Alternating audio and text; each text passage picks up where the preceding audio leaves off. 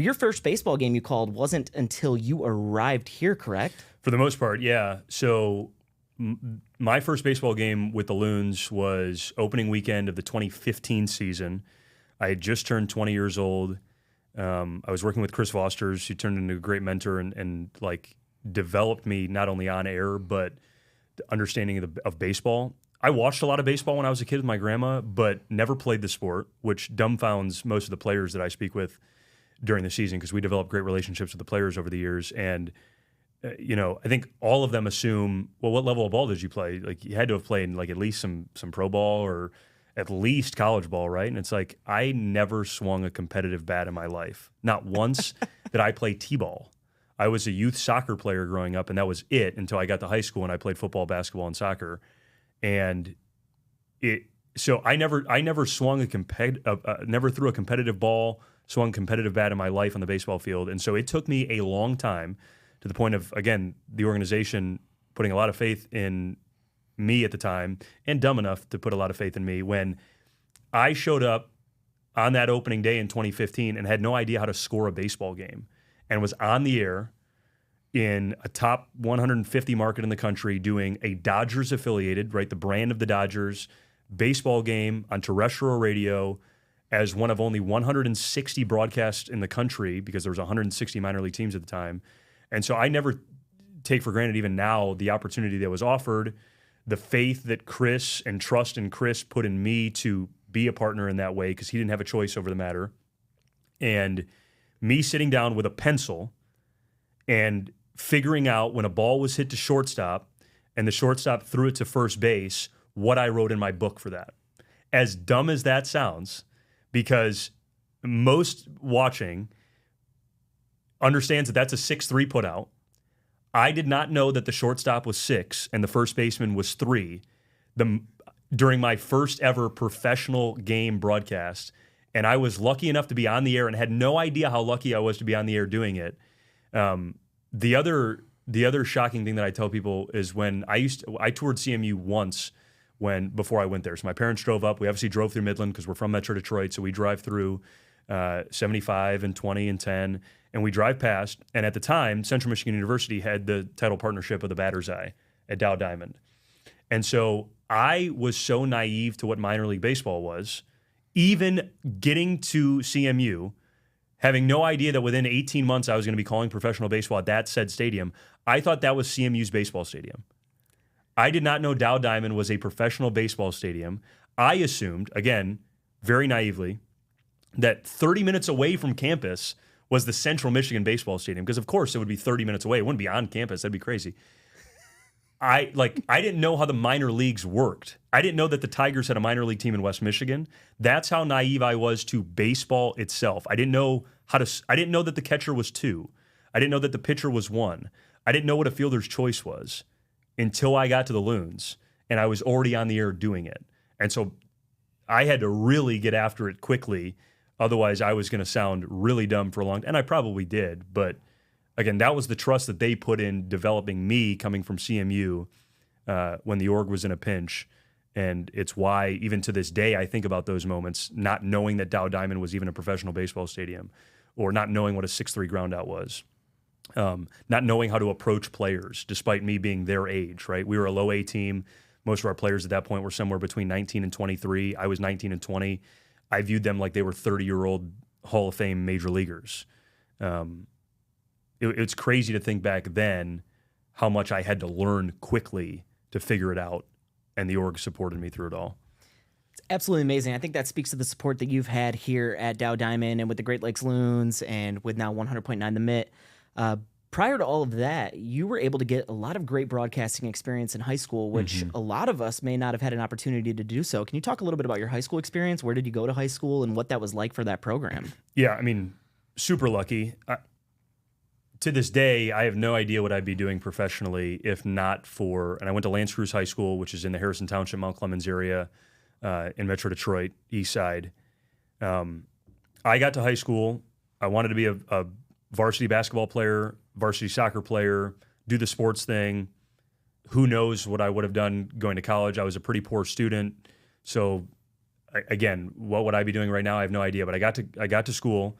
I attended my first ever high school football game there, and I ended up having a couple of kids that were like, not bullying me in any way, but they were seniors, and they just started throwing a football around towards me. I was like, oh, okay, this seems fun. Extroverted kid, just kind of walked up and said, hey, can I join playing catch? There's footballs being tossed around at a high school football game all the time. And walked up to them, and through some conversation, for whatever reason, the senior there, to me, treated me with a ton of respect and was like, oh, yeah, hey, how's it going? What's your name?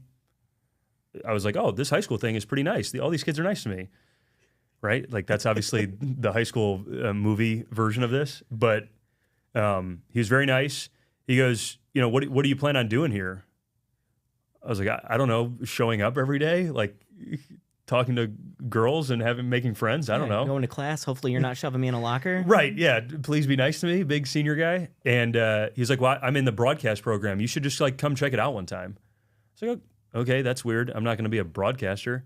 And then a kid who I had like morning class with, who I had catechism with growing up. We went to different middle schools, but we went to the same church and catechism. And he started being interested in broadcasting. And I was like, maybe this is like a cool club. Maybe I join this thing. So I showed up to a meeting. I was like, I don't know if these are really the folks for me. I'm going to play these. I'm going to be sports guy. I'm going to do the sports thing. And then basketball season rolled around, and the broadcast club was like, hey, we really think you should join us. They were just begging for bodies, right? And I was going to try out for the basketball team. My dad and I sat down together, and my dad goes, I don't think you should play basketball. I think you should do this broadcasting thing. And I was like, why? I was so mad at him because I loved basketball. We had a hoop in our driveway. I loved it. I played every day. Like, that was my thing. I wanted to play basketball. And he was like, I think you should try this broadcasting thing, to the point where he kind of forced me to do it. And I was so mad at him my whole freshman year of high school, because I was like, I used to go to my mom, why is dad forcing me to do this? I just want to play basketball. Why at this point would he step into my life and force me to do this broadcast club? And again, the rest is somewhat history on that front, because I never played basketball in high school. Every year, the coach and all my buddies who I played basketball with in middle school were like, what are you doing? Why don't you, I was on the 7th and 8th grade teams. I was a starter on the 7th and 8th. Play basketball. What are you doing with this broadcast thing? My dad just never let me play it. And it was, again, I would have no idea what I was doing. And so while I was at Lance Cruz, we had closed circuit television, full system with TriCasters and replays and this whole broadcaster club and all these technical things that you and I know about that no one else cares about. But it's the same equipment that we use now at the ballpark, like high-end stuff. And had a great broadcast teacher that I still keep in contact with now. In fact, I had his family up last summer to a Loons game. He brought his kids up. And so this has come full circle with him. Great mentor of mine, and like a guy who I've had in my back pocket forever. Talking about a high school teacher, really influencing your life. Like that's what teachers should be doing, is influencing young people. And so I owe so much to Steve Miller down at Lance Cruz. And so got through that, broadcasted every year. By the time my senior year rolled around, I had done state finals for the MHSA network at the Breslin Center.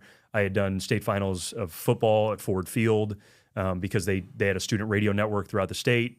And so we were the students, because there's only so many television and radio stations in high schools these days.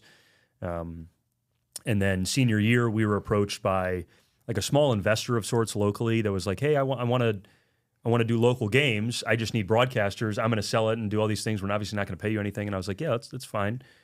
And so the teacher said, are you willing to do this? Like, you're going to be broadcasting 2 games for us at our high school every week. And then every Friday night, you're going to do a local Macomb area conference game of the week at the big schools, Dakota and Eisenhower and Chippewa Valley. And you're going to go around the region. Like, are you and Adam comfortable driving around to do these things with your own equipment and everything? It's like, yeah, why wouldn't I be? And so we had branding, we had logos made, we had a website made, and we did this whole thing as seniors in high school, which really set the tone for then gaining some business knowledge and how this is operated, what's it cost to put on a broadcast. Started gaining some of that knowledge as a senior, got to CMU, developed a little more under some mentors, did an internship at Detroit Public Television and met a great mentor there who is still operating all of Detroit Public Television right now, that sat me down and said, look, man, you're going to, if you want to do this, you got to work 80 to 100 hours a week. Like, enough with this college stuff. Are you going out all the time and doing these things? Like, if you want to do this, you better be waking up at 6 a.m. and grinding, because this industry sucks, and it's going to suck unless you really want it. And so, graduating from CMU early because I knew that I just needed to get out and start the fight. But again, had offers to move to Arkansas and other states. And for whatever reason, despite, I think, sometimes people around me saying, go take that full-time job somewhere else, what are you doing waiting around here?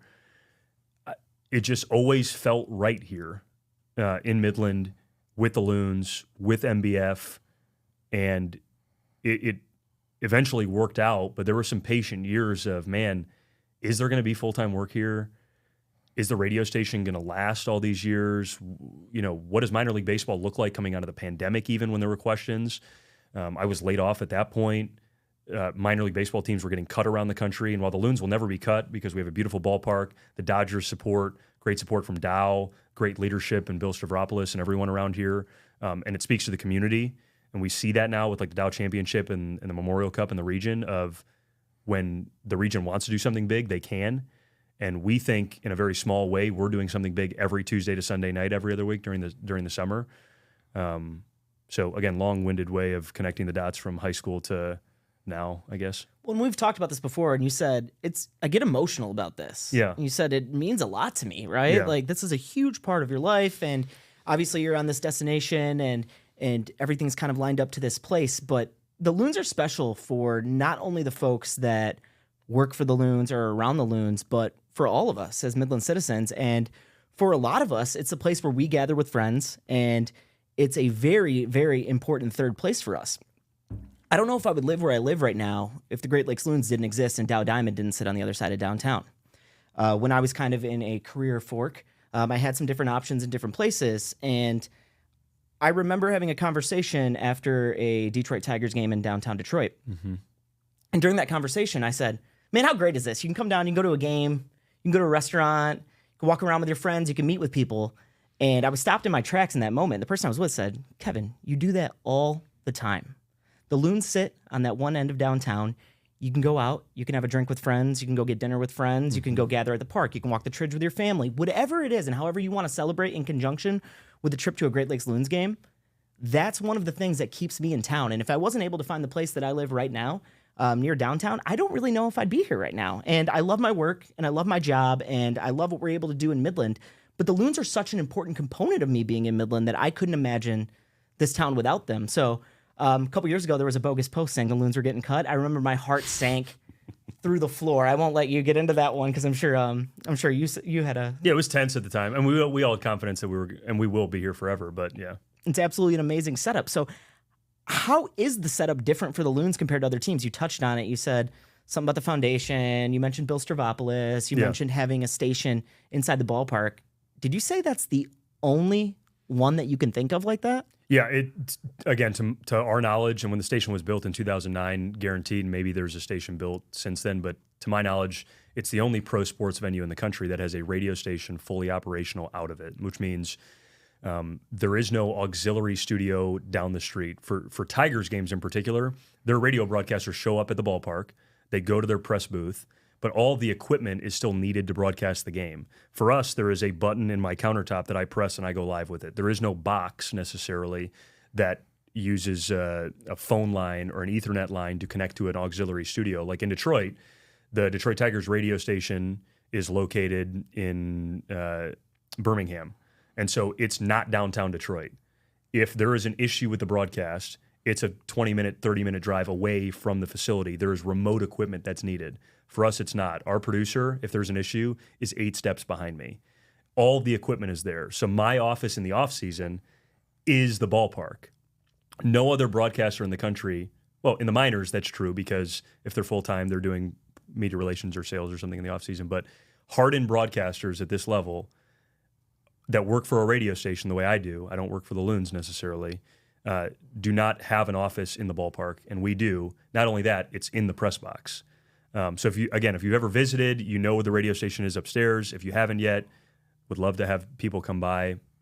I think the story that you tell about like being in Detroit and having that realization is amazing because There's obviously been times throughout the years of like my wife and I, with her work or my work or whatever, considering moving.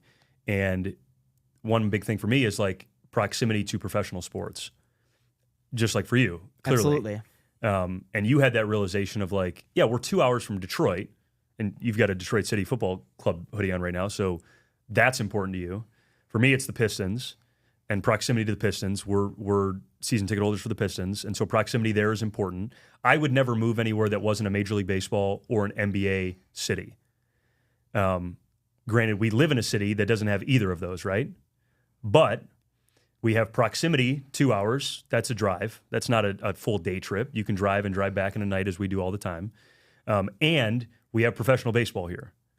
And to your point of being able to live downtown, walk to that venue where most nights during the summer, Thursday through Sunday, there's going to be 4,000, 5,000, 6,000 people there, which a packed stadium there with 6,000 people feels a little different than going down to Comerica Park, 4-hour drive, the cost, the parking, the time it takes to watch right now an inferior product, and be in a stadium that fills 35 to 40,000 with maybe 15 to 20,000 in the stadium. It's a little bit different there, as you and I both know, when there's 5 to 6 in a stadium that fits 5. That is really cool. And it's more impactful because you can see, touch, and feel the players for kids too. And getting back to why it's like special for me and somewhat like emotional to Ty, because the mission of the ballpark is something that I believe in. And I think it's really cool, because I know you feel the same way, about working somewhere where you believe the mission, right? Like working at the Community Foundation. You believe the mission of the Community Foundation and its purpose in this market. Like to your core, you believe in it. Which makes waking up and doing it every day so much more impactful. And for me, at the ballpark, the mission is not necessarily put on a great show for families and fans. That's obviously part of it. But the mission at the end of the day of why the ballpark was brought here in 2007 by Bill and Dow and all the supporting partners was to drive the economy and social entrepreneurship and community for downtown and the surrounding region. We hope you enjoyed that clip from the Maxwell's Midland Show. If you want to watch the full episode, make sure you head over to our YouTube channel and subscribe if you haven't already. If you want to hear that episode, you can find us wherever you get your podcasts.